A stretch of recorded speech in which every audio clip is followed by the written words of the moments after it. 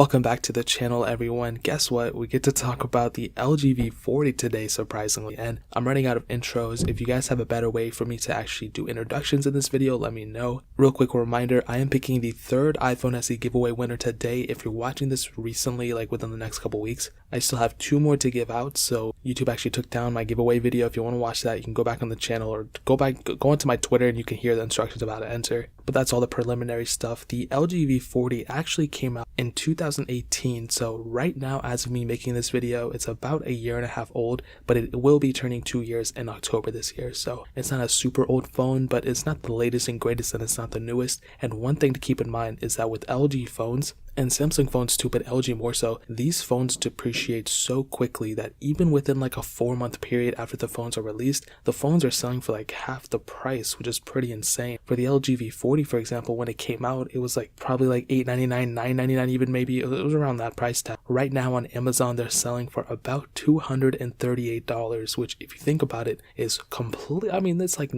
it's like a quarter of the price, and it's been out for 2 years or something like that. Not even, you know what I mean?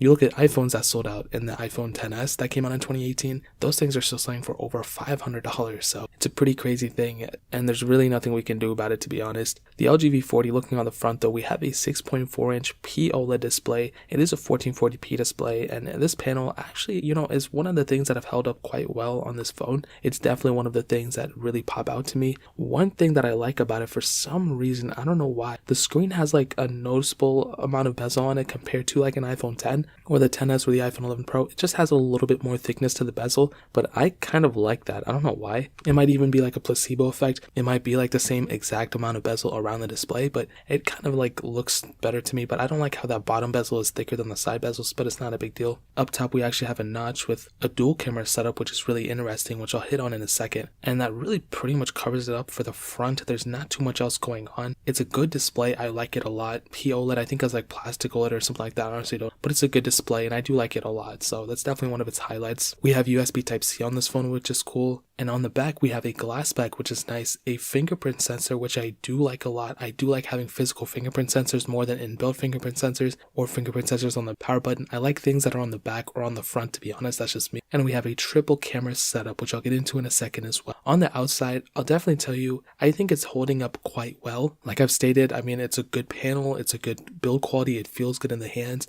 The really cool thing about this phone is that there's 2 storage variants, which I'll get into in a second, but this phone also has a micro SD card slot, which is really cool and really, really important. For the future of phones, if we don't have any expandable storage, that's going to really suck, because we're going to be limited in the amount of storage options we can get, and we're always going to have to choose the storage models at the time of purchase. With this one, you can get the base model, save some money, and then expand the storage through the SD card, which is really cool. This one also has IP68 dust and water resistance, which is awesome. It's also MIL-STD 801G compliant, so it's pretty much the same compliance as the Samsung Galaxy S8 Active, so that's kind of the best way I can put it. So it's pretty durable, and if you dip it in water, it's going to be fine. So that really pretty much covers it up on the outside. Nothing too crazy, but I definitely do like the way it looks and the way it feels for sure. Now moving on to the software side of things. This thing was released with Android 8.1 Oreo. It is going to be getting, it already has Android 9.0 Pie. There were rumors that it's going to be getting Android 10, but I have no way if that's actually going to happen or not. Maybe by the time you're watching this, it already got it, or it's already been confirmed that it's not getting it. So either or, I think Android Pie, I mean, it kind of sucks that I only got one version of Android so far, but I do think it might get the next version of Android. So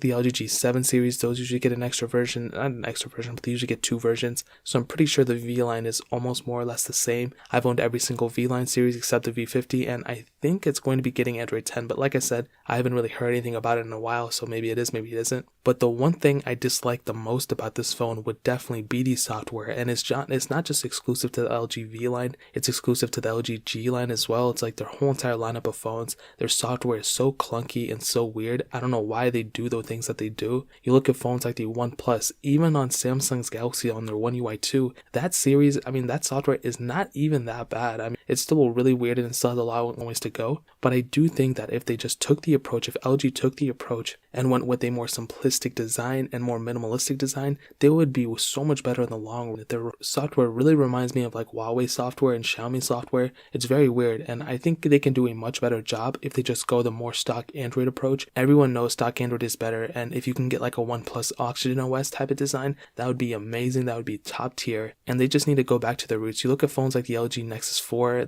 even the Nexus 5X, that was like a collaboration between Google and LG. And if they kind of took that more approach, they would be much better. So the software isn't horrible, but it definitely could need some work for sure. I think they can definitely do much better in the software department. So that covers that up in the software. Now let's hit on the performance side of things. This thing was released with a Qualcomm Snapdragon 845 chipset, an octa-core CPU, and Adreno 630 GPU. And there were two different models of the LG V40, the 64 and 128 gigabyte models. And both those models had 6 gigabytes of RAM. So not a crazy difference between them besides the storage models, but it's not like you're getting extra RAM or anything. But if you want that extra storage, you can go for the top tier model. But like I said, you can always expand the storage through a micro SD card slot. So that's a really important thing to know. Now in terms of the performance, I think it's a pretty good performing phone still. The only thing that really is the downside of it would probably be the software, but that's kind of a software thing, like a performance thing. But in terms of the performance, I mean, really anything I threw at it, it handled for the most part. There were times where maybe it would stutter a little bit, but again, I think that had more so to do with the software and not so much to do with the hardware, because the software is just as important as the hardware. The hardware in this phone is more than capable. I mean, you're getting that 845, you're getting the octa-core,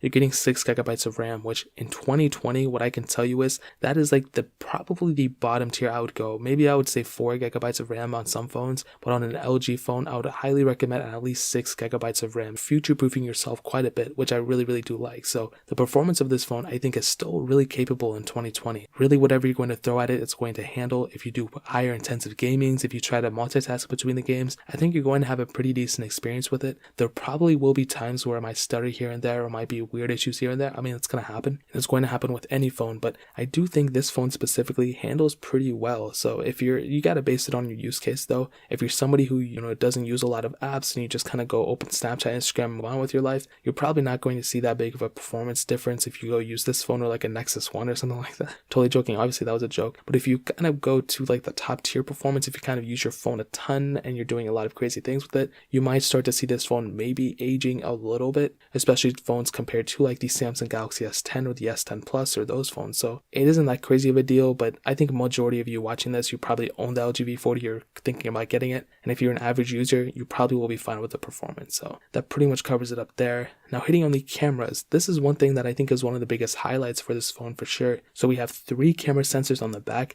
a 12 megapixel standard lens, a 12 megapixel telephoto lens, and a 16 megapixel ultra wide sensor, and then 2 camera sensors on the front, a standard 8 megapixel sensor and a 5 megapixel wide angle lens. Now with that back camera, what I really do like about the sensor is that you have 3 camera setups, and now in 2020, I always say this, that is one of the most important things ever. The more camera sensors you have, the better situation that if you're stuck in a situation where you only have 1 camera sensor but that quality of the camera is really good, you're still not going to be as capable as a camera who, maybe not be as good quality, but you have more camera sensors. That's always one thing you have to kind of keep in mind. So with this camera, the camera sensors are actually pretty decent even now in 2020. Not much has changed in camera quality, but the camera quality is actually pretty good. The UI of the camera is kind of weird, but it has some features built in, which is cool. You're able to do 4K at 60 frames, 1080p at 240, and the one thing I really do like about this camera sensor is that you have those extra camera hardware features. You have that telephoto and that ultra wide sensor, which I really do love about this phone. So it's not an end all be all, but that is one really cool thing that I do like about this phone for sure. So the camera is definitely a thumbs up in my books. Now ending it off with the battery life, this thing has a 3300 milliamp hour battery built in, and I do think it's one of the weirder aspects of this phone for sure.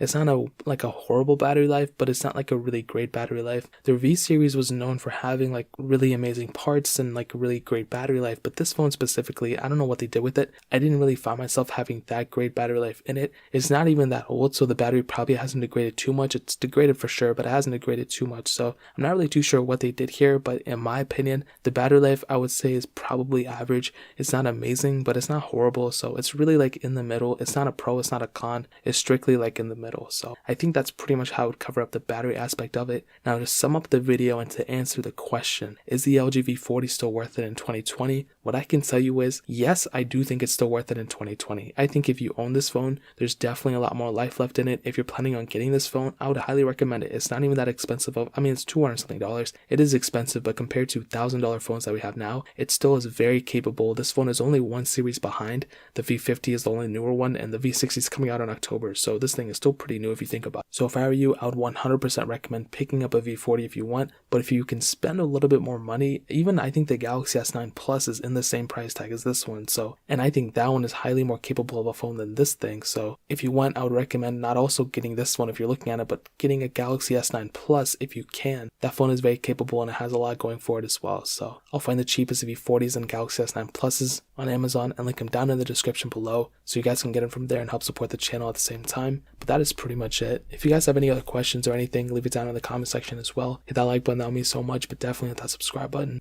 Every single subscriber that we get really does count, so it would mean so much if you guys could hit that. Also check out the other links down in the description as well. My Twitter, my Instagram, my second channel, all those links are linked down below. I'd really appreciate if you guys could check it out. More importantly than everything else, I love every single one of you guys. Hopefully I'll catch you guys in the next video. Peace out with them.